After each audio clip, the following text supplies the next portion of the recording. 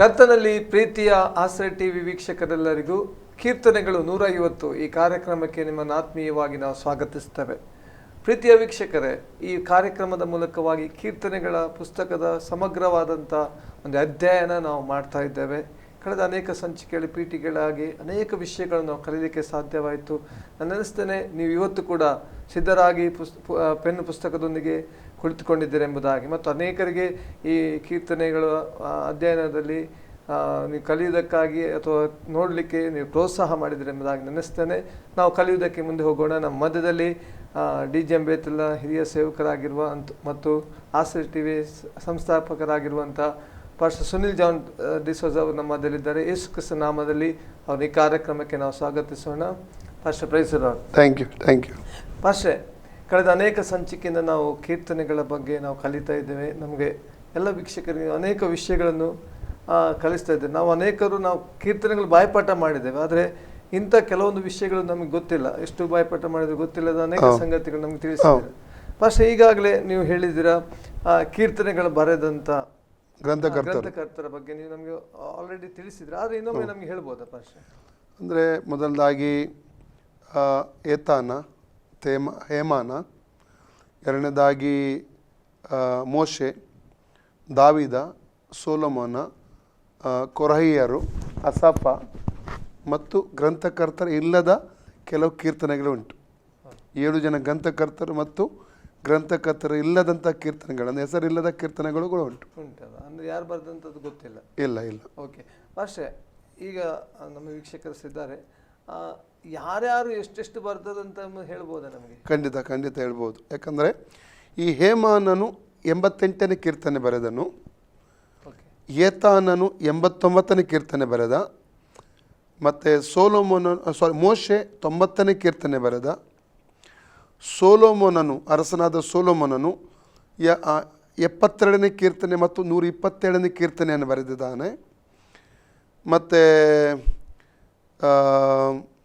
ಅದ ನಂತರ ಅಸಫ 50ನೇ ಕೀರ್ತನೆ ಬರೆದ, ಮತ್ತು 73 ಮತ್ತು 83ನೇ ಕೀರ್ತನೆಯನ್ನು ಅಸಫ ಬರೆದದ್ದು. ಕೊರಹಿಯರು 42ರಿಂದ 49ನೇ ಕೀರ್ತನೆ, ಹಾಗೂ 84ನೇ ಕೀರ್ತನೆ, 85ನೇ ಕೀರ್ತನೆ ಮತ್ತು 87ನೇ ಕೀರ್ತನೆ, ಇದನ್ನು ಕೊರಹಿಯರು ಬರೆದದ್ದು. ಮತ್ತು ದಾವಿದನು ಬರೆದದ್ದು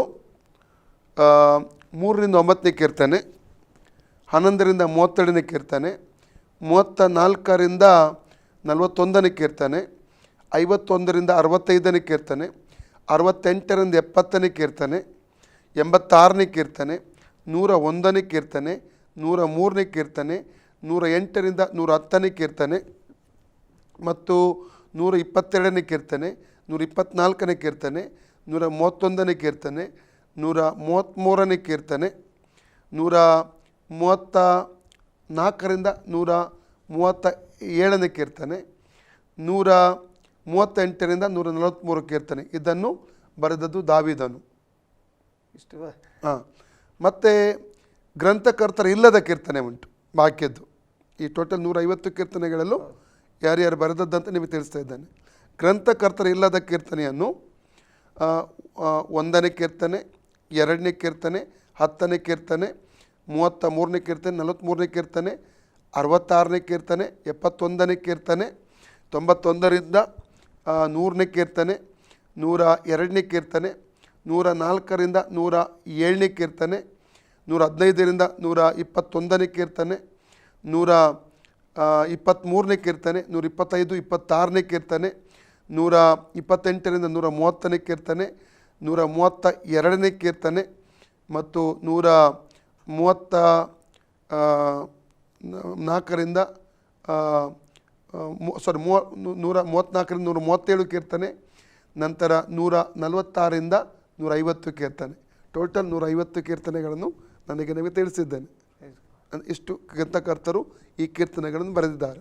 ಪ್ರೀತಿಯ ವೀಕ್ಷಕರೇ, ನಾನು ನೆನೆಸ್ತೇನೆ ನೀವು ಅನೇಕ ವಿಷಯಗಳನ್ನು ಬರೆದುಕೊಂಡಿದ್ದೀರಿ ಎಂಬುದಾಗಿ. ಯಾರ್ಯಾರು ಯಾವ್ಯಾವ ಕೀರ್ತನೆಗಳನ್ನು ಬರೆದರು ಮತ್ತು ಎಷ್ಟೆಷ್ಟು ಕೀರ್ತನೆಗಳನ್ನು ಬರೆದರು ಎಂಬುದಾಗಿ ಸೇವಕರು ನಮಗೆ ತಿಳಿಸಿದರು. ಈ ಒಂದು ಅಧ್ಯಯನದಲ್ಲಿ ನಾವು ಅನೇಕರು ಸಿದ್ಧವಾಗಿ ನಾವು ಕುಳಿತುಕೊಳ್ಳುವ ಎಂಬುದಾಗಿ ನಾನು ಕೇಳಲಿಕ್ಕೆ ಬಯಸ್ತೇನೆ. ಇನ್ನು ಅನೇಕ ಪ್ರಶ್ನೆಗಳು ನಾವು ಸೇವಕರಲ್ಲಿ ಕೇಳೋಣ. ಅಷ್ಟೇ, ಈಗಾಗಲೇ ನಾವು ಅನೇಕ ವಿಷಯಗಳನ್ನು ತಿಳ್ಕೊಂಡೆವು. ಹಾಗೆ ಕೀರ್ತನೆಗಳಲ್ಲಿ ನಾವು ನೋಡುವಾಗ ಓದುವಾಗ ಹಿಗ್ಗಯೋನ್ ಎಂಬುದಾಗಿ ಒಂದು ಪದ ಬರ್ತದೆ. ಹೌದೌದು. ಅದರ ಅರ್ಥ ನಮಗೆ ತಿಳಿಸ್ಬೋದಾ? ಹಿಗ್ಗುವೇನ್ ಎಂಬುದಾಗಿ ಹೇಳಬೇಕಾದ್ರೆ 2 ಪದ ಅರ್ಥ ಬರ್ತದೆ. ಒಂದು ಧ್ಯಾನಿಸುವಂಥದ್ದು, ಇನ್ನೊಂದು ವಿವರಿಸುವಂಥದ್ದು, ಅಥವಾ ವರ್ಣನೆ ಮಾಡುವಂಥದ್ದು. ಒಂದು ಧ್ಯಾನಿಸುವಂಥದ್ದು, ಇನ್ನೊಂದು ವರ್ಣನೆ ಮಾಡುವಂಥದ್ದು ದೇವರನ್ನು. ನಾವು ಒಂದು ವಾಕ್ಯ ಓದಿ, ಕೀರ್ತನೆ 9:16, ಸಾಮ್ಸ್ 9:16. ಯೆಹೋವನು ನ್ಯಾಯ ತೀರಿಸುವವನಾಗಿ ತನ್ನನ್ನು ಪ್ರಕಟಿಸಿಕೊಂಡಿದ್ದಾನೆ. ದುಷ್ಟರು ತಾವೇ ಕಲ್ಪಿಸಿದ ಕುಯುಕ್ತಿಯಲ್ಲಿ ಸಿಕ್ಕಿಕೊಂಡಿದ್ದಾರಲ್ಲ, ಹಿಗ್ಗಯೋನ್ ಎಂಬ ಪದವನ್ನು ನಾವು ನೋಡ್ತಾ ಇದ್ದೇವೆ. ಹಿಗ್ಗಯೋನ್ ಅಂದರೆ 2 ಅರ್ಥ ನಾನು ಹೇಳಿದೆ. ಒಂದು ಧ್ಯಾನಿಸುವುದು, ಎರಡನೇದು ವರ್ಣನೆ ಮಾಡುವಂಥದ್ದು, ವರ್ಣಿಸುವಂಥದ್ದು ಎಂಬುದಾಗಿ ಅರ್ಥ ಬರ್ತದೆ. ನಾವು ಕೀರ್ತನೆ 19:14 ಧ್ಯಾನದ ಕುರಿತು ಬರೆಯಲ್ಪಟ್ಟಿದೆ. ಅಲ್ಲಿ ಕೀರ್ತನೆ 19:14 ಓದಿ, ಸಾಮ್ಸ್ 19:14. ಯೆಹೋವನೇ ನನ್ನ ಶರಣನೇ, ನನ್ನ ವಿಮೋಚಕನೇ, ನನ್ನ ಮಾತುಗಳು ನನ್ನ ಹೃದಯದ ಧ್ಯಾನವು ನಿನಗೆ ಸಮರ್ಪಕವಾಗಲಿ. ಇನ್ನೊಂದು ವಾಕ್ಯ ಓದಿ, ಕೀರ್ತನೆ 92 3ನೇ ವಾಕ್ಯ, ಸಾಮ್ಸ್ 92:3. ಹೊತ್ತಾರೆಯಲ್ಲಿ ನಿನ್ನ ಪ್ರೇಮವನ್ನು ರಾತ್ರಿಯಲ್ಲಿ ನಿನ್ನ ಸತ್ಯತೆಯನ್ನು ವರ್ಣಿಸುವುದು ವರ್ಣಿಸುವಂಥದ್ದು ಉಚಿತವಾಗಿದೆ. ಇನ್ನೊಂದು ವಾಕ್ಯ ಓದಿ, ಪ್ರಲಾಪಗಳು 3ನೇ ಅಧ್ಯಾಯ 62ನೇ ವಾಕ್ಯ, ಬುಕ್ ಆಫ್ ಲೆಮೆಂಟೇಷನ್ ಚಾಪ್ಟರ್ 3:62. ಪ್ರಲಾಪಗಳು 3:62. ನನ್ನ ಹಾನಿಗಾಗಿ ನಿತ್ಯ ನಡೆಸುತ್ತಿರುವ ತಂತ್ರೋಪಾಯವು, ಈ ತಂತ್ರೋಪ ಎಂಬಂತ ಪದ ಓದಿ, ನನ್ನ ಎದುರಾಳಿಗಳ ನಿಂದೆಯು ನಿನ್ನ ಕಿವಿಗೆ ಬಿದ್ದಿವೆ ಅಷ್ಟೇ. ಇದಕ್ಕೆ ಧ್ಯಾನವ ಅಥವಾ ಯೋಜನೆ ಎಂಬಂಥ ಒಂದು ಪದವನ್ನು ಇದು ತರುವಂಥದ್ದಾಗಿದೆ. ಅಂದರೆ ಹಿಗ್ಗೇನೆಂದರೆ 2 ಅರ್ಥ ಬರೋದು. ಒಂದು ಧ್ಯಾನಿಸುವಂಥದ್ದು, ಎರಡನೇದು ವರ್ಣಿಸುವಂಥದ್ದು ಅರ್ಥ ಬರ್ತದೆ. ಓಕೆ ಭಾಷೆ. ಹಾಗೆ ಒಂದು ಹಿಗ್ಗೇನ ಅರ್ಥ ಹೇಳಿದರೆ, ಸೇಲ ಎಂಬ ಪದದ ಅರ್ಥ ಮತ್ತು ಅದು ಎಷ್ಟು ಸಾರಿ ಬರೆಯಲ್ಪಟ್ಟಿದೆ? ಹೌದು, ಸತ್ಯವೇದದಲ್ಲಿ ಟೋಟಲ್ 74 ಸಲ ಸೆಲ ಎಂಬಂಥ ಪದ ಬಳಸಲಾಗಿದೆ. ಕೀರ್ತನ ಪುಸ್ತಕದಲ್ಲೇ 71 ಸಲ ಬಳಸಲಾಗಿದೆ. 3 ಸಲ ಹಬಕ್ಕೂಕ ಪುಸ್ತಕದಲ್ಲಿ ಬಳಸಲಾಗಿದೆ. ಟೋಟಲ್ 74 ಸಲ. ಅದರ ಅರ್ಥ ಹೇಳಿ ನಾನು ಮುಂದಕ್ಕೆ ಹೋಗುವ.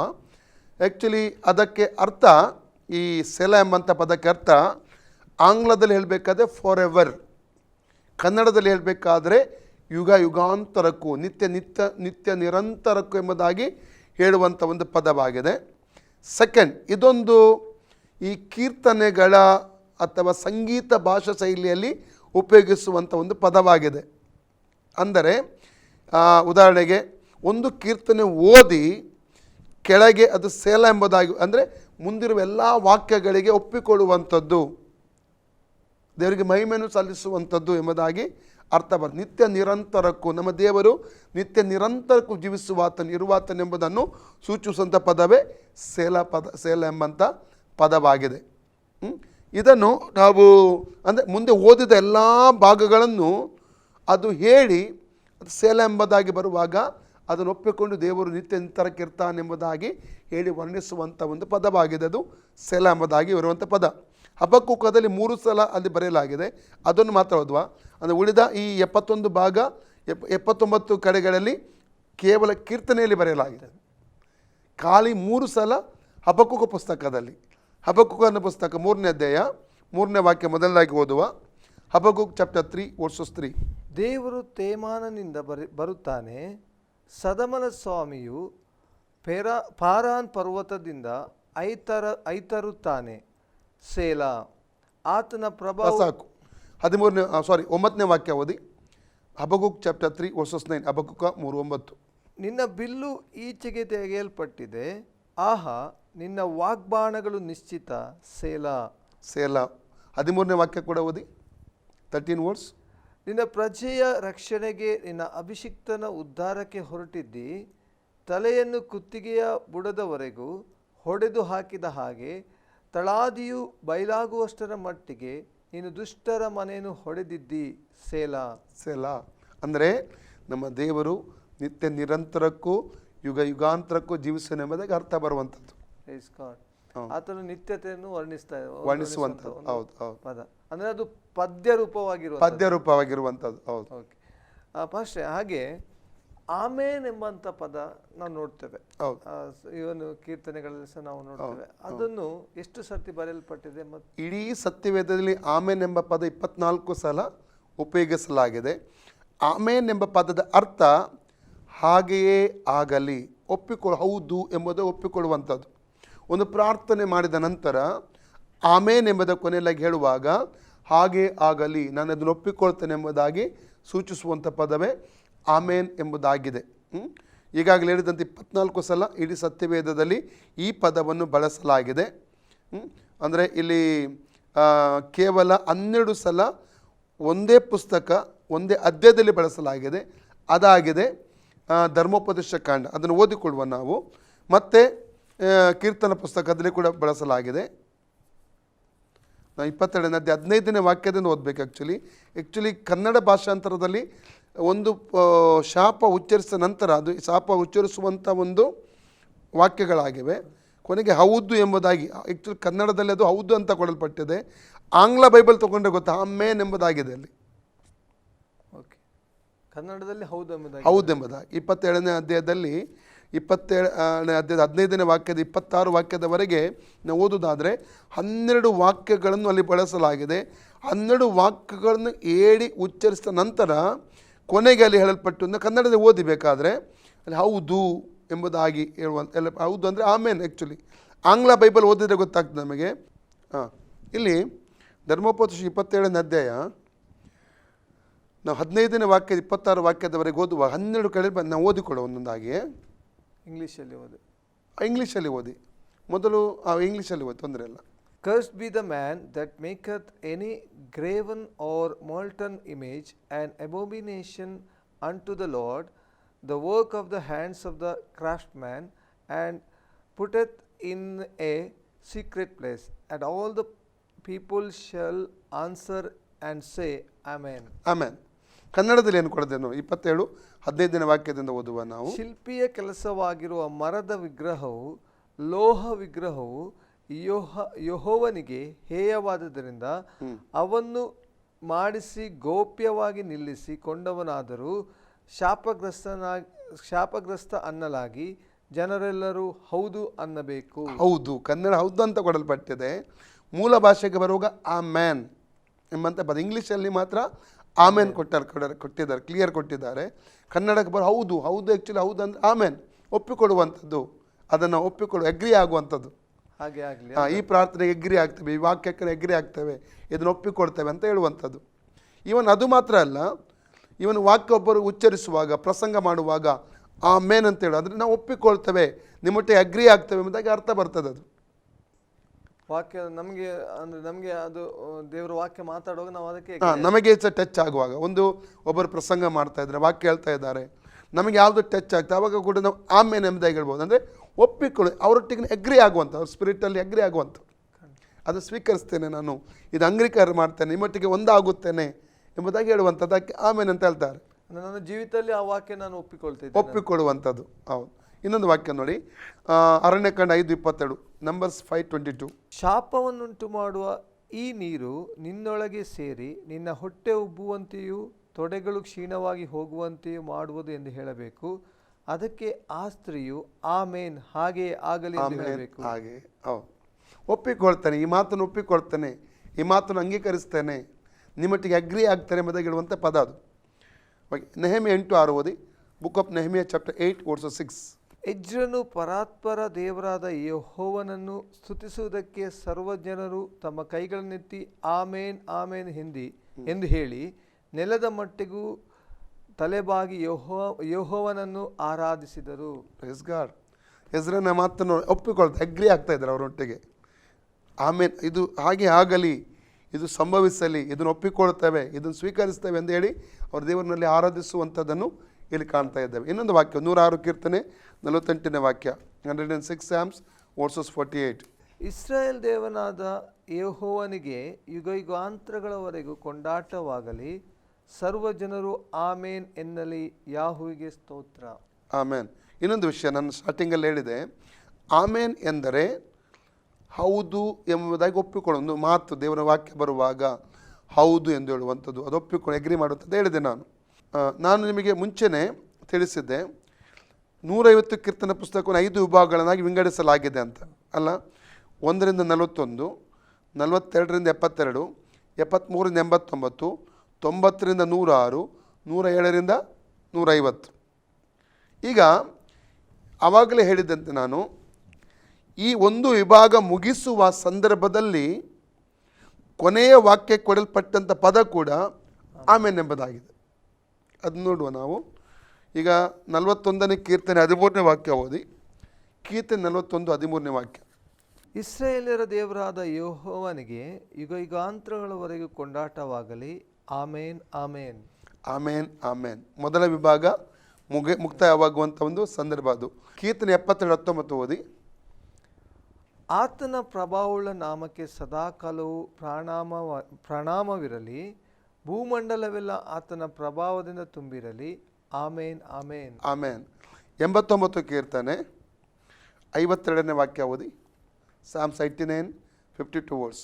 ಯೆಹೋವನಿಗೆ ಸದಾಕಾಲವು ಕೊಂಡಾಟವಾಗಲಿ, ಆಮೇನ್ ಆಮೇನ್. ನೋಡಿ, ಇಲ್ಲಿ ಕೂಡ ಈ ಮುಕ್ತಾಯವಾಗುವಂಥ ಗಳಿಗೆ ಬರುವಾಗ ಈ ಪದಗಳನ್ನು ಆಮೇನ್ ಎಂಬುದಾಗಿ ಹೇಳುವಂಥ 106 ಆವಾಗಲೇ ಓದಿದೆ ನಾನು.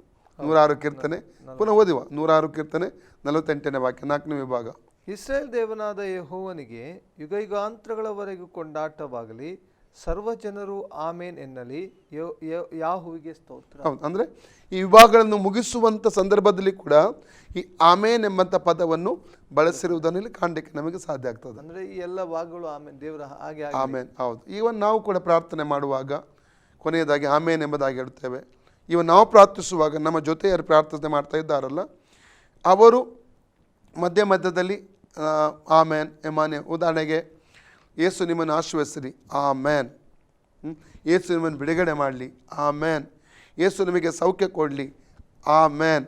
ಅಂದರೆ ನಾವು ಒಟ್ಟಾಗಿ ಸೇರಿದ್ದೇವೆ, ನಾವು ಒಟ್ಟಾಗಿ ಒನ್ ಮೇನ್. ಅದೇ ಯೇಸು ಏನು ಹೇಳಿದ್ದು ಮ್ಯಾಥ್ಯೂ ಚಾಪ್ಟರ್ 18, 19-20 2 ಮತ್ತು 3 ಒಂದೇ ಮನಸ್ಸಿನೊಂದಿಗೆ ಒಂದು ವಿಷಯಕ್ಕಾಗಿ ಪ್ರಾರ್ಥಿಸುವುದಾಗ ಅಲ್ಲಿ ನಾನಿದ್ದೇನೆ ಅಂತ ಹೇಳಿದೆ. ಒಂದೇ ಮನಸ್ಸು, ಒಂದು ವಿಷಯಕ್ಕಾಗಿ ಭೂಲೋಕದಲ್ಲಿ ಒಮ್ಮನಸ್ಸುಳ್ಳರಾಗಿ ನಾವು ಪ್ರಾರ್ಥಿಸುವಾಗ ಅಲ್ಲಿ ನಾನಿದ್ದೇನೆ ಅಂತ ಯೇಸು ಹೇಳಿದ್ದಾನೆ.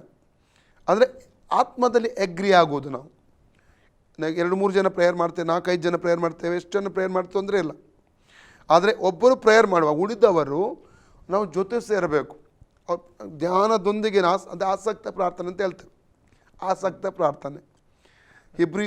ಅಪೊಸ್ತಲಕತೆ 12:5 ಏನಿರ್ತದೆ, ಪೇತ್ರನು ಸೆರೆಮನೆಯಲ್ಲಿದ್ದಾಗ ಸಭೆಯವರು ಅವನ ಬಿಡುಗಡೆಗಾಗಿ ಆಸಕ್ತಿಯಿಂದ ಪ್ರಾರ್ಥಿಸಿದರು. ಆ ಪ್ರಾರ್ಥನೆ ದೇವದೂತನು ಸೆರೆಮನೆಯಲ್ಲಿ ಇಳಿದು ಬರುವ ಹಾಗೆ ಮಾಡಿತ್ತು ಮತ್ತು ಅವನನ್ನು ಬಿಡುಗಡೆ ಮಾಡುತ್ತೆ ಎಂಬುದಾಗಿ ನೋಡ್ತೇವೆ. ಯಾವ ಮನೆಯಲ್ಲಿ ಮುಂಚೆ ದೊಡ್ಡ ದೊಡ್ಡ ಕಟ್ಟಡಗಳಿರಲಿಲ್ಲ ಆದಿ ಸಭೆಯಲ್ಲಿ, ಅವರು ಚಿಕ್ಕ ಚಿಕ್ಕ ಮನೆಗಳಲ್ಲಿ ಚಿಕ್ಕ ಚಿಕ್ಕ ಗುಂಪುಗಳಾಗಿ ಸಭೆಗಳಾಗಿ ದೇವರನ್ನು ಆರಿಸಿದ್ದರು. ಮರಿಯಳ ಮನೆಯಲ್ಲಿ ಪ್ರಾರ್ಥನೆ ನಡೀತಿತ್ತು. ಅಪೊಸ್ತಲಕತೆ 12 ನಾವು 12, 13, 14 ವಾಕ್ಯ ಓದುವಾಗ ಗೊತ್ತಾಗ್ತದೆ. ಯಾವ ಮನೆಯಲ್ಲಿ ಪ್ರಾರ್ಥನೆ ಮಾಡ್ತಾ ಅದೇ ಮನೆಗೆ ಆತನು ಹೋಗ್ತಾನೆ. ಆಸಕ್ತಿಯ ಪ್ರಾರ್ಥನೆ ಅಂದರೆ ಒನ್ ಮೈಂಡ್, ಒನ್ ಸ್ಪಿರಿಟ್ ಆಗಿ, ಒಂದೇ ಆತ್ಮ ಒಂದೇ ಮನಸ್ಸಲ್ಲಿ ಪ್ರಾರ್ಥಿಸುವಾಗ, ಒಬ್ಬರು ಪ್ರಾರ್ಥಿಸುವಾಗ ಮಧ್ಯದಲ್ಲಿ ಒಂದು ಪದ ಪೂರ್ಣವಾಗುವ ಸಂದರ್ಭದಲ್ಲಿ ಆಮೇನ್ ಉಚ್ಚರಿಸುವುದರ ಉದ್ದೇಶ ಏನೆಂದರೆ, ನಾನು ಈ ಪ್ರಾರ್ಥನೆಯೊಂದಿಗೆ ಒಪ್ಪಿಕೊಳ್ಳುತ್ತೇನೆ, ನಿಮ್ಮೊಟ್ಟಿಗೆ ಎಗ್ರಿ ಆಗ್ತಾ ಇದ್ದೇನೆ, ಇದು ಹಾಗೆ ನೆರವೇರಲಿ, ಇದು ಹಾಗೆ ನಡೆಯಲಿ ಎಂಬುದಾಗಿ ಆತ್ಮದಲ್ಲಿ ಒಪ್ಪಿಕೊಳ್ಳುವಂಥದ್ದಾಗಿದೆ. ಆಮೇನ್ ಎಂಬ ಪದದ ಅರ್ಥ ಖಂಡಿತ ಫಾಸ್ಟ್ ಬಹಳ ವಿಸ್ತಾರವಾಗಿ ನಮ್ಗೆ ಹೇಳಿದ್ದೀರಾ. ಆಮೇನ್ ಅರ್ಥ ಮತ್ತು ಎಲ್ಲೆಲ್ಲ ಬರೆಯಲ್ಪಟ್ಟಿದೆ ಎಂಬುದಾಗಿ. ಹಾಗೆ ಇನ್ನೊಂದು ಪದ ನಾವು ನೋಡ್ತೇವೆ ಸತ್ಯವೇದದಲ್ಲಿ ಅಥವಾ ಕೀರ್ತನೆಗಳ ಭಾಗದಲ್ಲಿ, ಹಲ್ಲೆಲೂಯಾ ಎಂಬುದು. ಅದರ ಅರ್ಥ ಮತ್ತು ಅದು ಎಷ್ಟು ಸರ್ತಿ ಬರೆಯಲ್ಪಟ್ಟಿದೆ?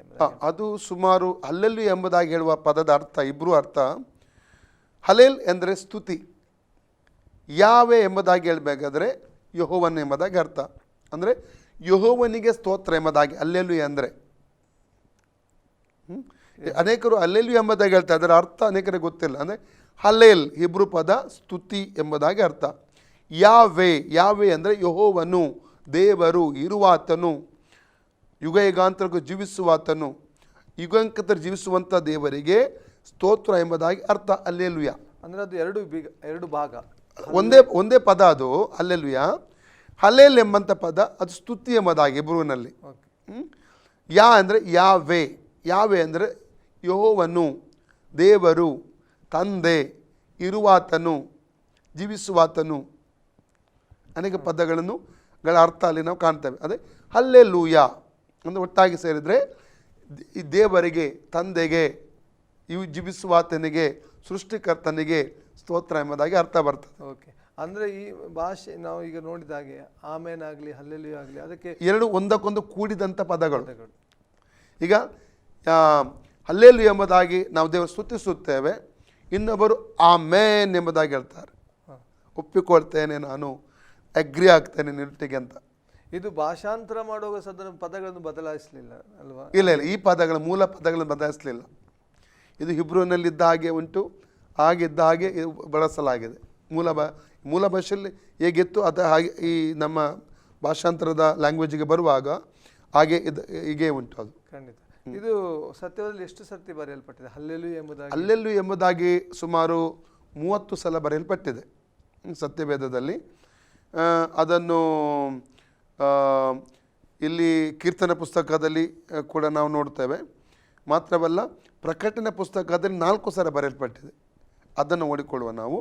ಪ್ರಕಟಣೆ 19:1 ಅಂದರೆ ಕೀರ್ತನ ಪುಸ್ತಕದಲ್ಲಿ 3 ಗುಂಪುಗಳಾಗಿ ವಿಂಗಡಿಸಲಾಗಿದೆ. ಅದನ್ನು ಚೆನ್ನಾಗಿ ಅರ್ಥ ಮಾಡ್ಕೊಳ್ಬೇಕು. 104ನೇ ಕೀರ್ತನೆ, 106ನೇ ಕೀರ್ತನೆ, 111 ಕೀರ್ತನೆ, 113ನೇ ಕೀರ್ತನೆ, 146 ಕೀರ್ತನೆಯಿಂದ 150 ಕೀರ್ತನೆ ಎಂಬುದಾಗಿ 3 ಕೀರ್ತನ ಗುಂಪುಗಳನ್ನು ವಿಂಗಡಿಸಲಾಗಿದೆ. ಇದರಲ್ಲಿ ಹೆಚ್ಚಾಗಿ ಬಳಸಿದ ಹಲ್ಲೆಲೂಯ ಪದಗಳನ್ನು ನಾವು ಕಾಣಲಿಕ್ಕೆ ನಮಗೆ ಸಾಧ್ಯ. ಕೀರ್ತನ ಪುಸ್ತಕದಲ್ಲಿ 26 ಕಡೆಗಳಿಂದ ನೋಡಲಿಕ್ಕೆ ನಮಗೆ ಸಾಧ್ಯ ಆಗ್ತದೆ. ಪ್ರಕಟಣೆ ಪುಸ್ತಕದಲ್ಲಿ 4 ಕಡೆ ಬಳಸಲಾಗಿದೆ. ಪ್ರಕಟಣೆ 19:1 ಓದಿ ಮೊದಲು. ಇದಾದ ಮೇಲೆ ಪರಲೋಕದಲ್ಲಿ ದೊಡ್ಡ ಗುಂಪಿನ ಮಹಾಶಬ್ದವೋ ಎಂಬಂತೆ ಒಂದು ಶಬ್ದವನ್ನು ಕೇಳಿದೆನು. ಅವರು ಹಲ್ಲೆಲೂಯ, ಹಲ್ಲೆಲೂಯ. ಪರಲೋಕದಲ್ಲಿ ಯಾವಾಗಲೂ ಸ್ತುತಿ ಇರುವಂಥ ಒಂದು ಸ್ಥಳವಾಗಿದೆ. ನಾವೀಗ ಹೋಗ್ತೀವಲ್ಲ ಪರಲೋಕಕ್ಕೆ, ಅಲ್ಲಿ ಪ್ರಸಂಗ ಇಲ್ಲ, ಅಲ್ಲಿ ಸುವಾರ್ತೆ ಕೊಡಲಿಕ್ಕಿಲ್ಲ. ಅಲ್ಲಿ ಕೇವಲ ದೇವರನ್ನು ಸ್ತುತಿಸುವುದು, ಮಹಿಮೆಪಡಿಸುವುದು, ಪ್ರಾರ್ಥನೆ ಕೂಡ ಇಲ್ಲ ಅಲ್ಲಿ. ಅಲ್ಲಿ ಕೇವಲ ದೇವರನ್ನು ಸ್ತುತಿಸುವುದು, ಮಹಿಮೆಪಡಿಸುವುದು, ಆರಾಧಿಸುವಂಥದ್ದೇ. ಈ ಪದ ಹೆಚ್ಚಾಗಿ ನಾವು ಕೇಳ್ತೇವೆ. ಅಲ್ಲೆಲ್ಲಿ ಆಮೇನ್, ಅಲ್ಲೆಲ್ಲಿ ಆಮೇನ್ ಎಂಬ ಈ ಪದವನ್ನು ಹೆಚ್ಚಾಗಿ ನಾವು ಪರಲೋಕದಲ್ಲಿ ಕೇಳುವುದಕ್ಕೆ ಸಾಧ್ಯ. ಇನ್ನೊಂದು ವಾಕ್ಯ, 3ನೇ ವಾಕ್ಯ ಓದಿ. ಪ್ರಕಟಣೆ 19:3. 2ನೇ ಸಾರಿ ಹಲ್ಲೆಲೂಯ ಎಂದು ಆರ್ಭಟಿಸಿ ಅವಳ ದಹನದಿಂದುಂಟಾದ ಹೊಗೆಯು ಯುಗಾಂತರಗಳಲ್ಲಿ ಏರಿ ಹೋಗುತ್ತದೆ ಎಂದು ಹೇಳಿದರು. ಇಲ್ಲಿ ಕೂಡ ನೋಡಿ, ಹಲ್ಲೆಲೂಯ ಎಂಬಂಥ ಪದ ಅಂದರೆ ದೇವರಿಗೆ ಮಹಿಮೆ ಆಗಲಿ, ದೇವರಿಗೆ ಸ್ತೋತ್ರ, ದೇವರಿಗೆ ಸ್ತುತಿ ಉಂಟಾಗಲಿ ಎಂಬುದು ದೇವರನ್ನು ಮೇಲಕ್ಕೆತ್ತುವಂಥ ಒಂದು ಪದವಾಗಿದೆ. ದೇವರನ್ನು ಮಹಿಮೆಪಡಿಸುವಂಥ ಪದ ಇದು. ಓಕೆ, ಇನ್ನೊಂದು ವಾಕ್ಯ, 4ನೇ ವಾಕ್ಯ ಓದಿ. ಪ್ರಕಟಣೆ 19:4, ರೆವಲ್ಯೂಷನ್ 19:4. ಆಗ 24 ಮಂದಿ ಹಿರಿಯರು ಆ 4 ಜೀವಿಗಳು ಅಡ್ಡಬಿದ್ದು ಸಿಂಹಾಸನದ ಮೇಲೆ ಕೂತಿರುವ ದೇವರಿಗೆ ನಮಸ್ಕಾರ ಮಾಡಿ ಆಮೇನ್ ಹಲ್ಲೆಲೂಯ ಅಂದರು. ಹೌದು, ಅಲ್ಲಿ 4 ಜೀವಿಗಳು, ನಾವು ಪ್ರಕಟಣೆ ಪುಸ್ತಕಕ್ಕೆ ಬರುವಾಗ ಅಲ್ಲಿ 4ನೇ ಅಧ್ಯಾಯದಲ್ಲಿ ನೋಡ್ತಾ 4 ಜೀವಿಗಳು, 24 ಹಿರಿಯರು, 24 ಮಂದಿ ಹಿರಿಯರು, ಅಲ್ಲಿ ಕೆರೂಬಿಯರಿದ್ದಾರೆ, ಸೆರಾಫಿಯರಿದ್ದಾರೆ, ಅಲ್ಲಿ ದೇವದೂತ ಅಸಂಖ್ಯಾತ ಕೋಟ್ಯಾನುಕೋಟಿ ದೇವದೂತರಿರುವಂಥ ನೋಡ್ತೇವೆ. ಇವು ನಿರಂತರವೂ ಅಲ್ಲಿ ಒಂದು ರೀತಿಯಲ್ಲಿ ಪರಲೋಕ ಎಂಬುವಂಥದ್ದು ನಿತ್ಯ ನಿರಂತರವೂ ಆರಾಧಿಸುವಂಥ ಸ್ಥಳ.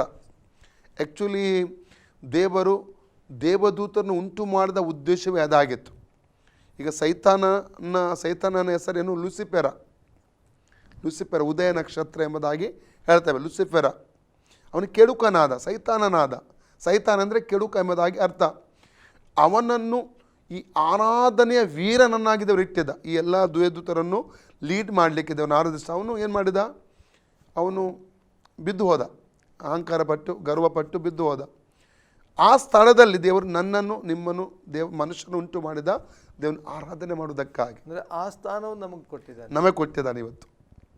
ಆ ಸ್ಥಾನ ನಮಗೆ ಕೊಟ್ಟಿದ್ದಾನೆ. ಅದಕ್ಕಾಗಿ ಈ ಭೂಲೋಕದಲ್ಲಿ ನಾವು ಆರಾಧನೆ ಮಾಡ್ತೇವೆ, ಸ್ತುತಿಸುತ್ತೇವೆ, ದೇವರು ಮಹಿಮೆಪಡಿಸುವಂಥದ್ದು ಒಂದು ಪ್ರಿಪರೇಷನ್ ಆಗಿದೆ ಪರಲೋಕಕ್ಕೆ ಹೋಗುವಂಥದ್ದು. ಅಲ್ಲಿಗೆ ಒಂದು ನಾವು ಸಿದ್ಧತೆ ಮಾಡಿಕೊಳ್ಳುವಂಥದ್ದು. ಇಲ್ಲಿ ಸ್ತುತಿ ಮಾಡಿದ್ರು ಅಲ್ಲಿ ಸ್ತುತಿ ಮಾಡಲಿಕ್ಕೆ ಆಗಲ್ಲ.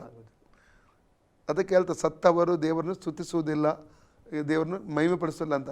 ನಾವು ಜೀವಿತರಾಗಿದ್ದೇವೆ. ಜೀವಿತರ ಒಂದು ವಾಕ್ಯ ಓದಿ, ಅದು ನಾನು ಸಬ್ಜೆಕ್ಟ್ ಅಲ್ಲ, ಆದರೂ ದೇವರನ್ನು ಮಹಿಮೆಪಡಿಸೋದಕ್ಕೆ ಹೇಳ್ತಾ ಇದ್ದಾನೆ.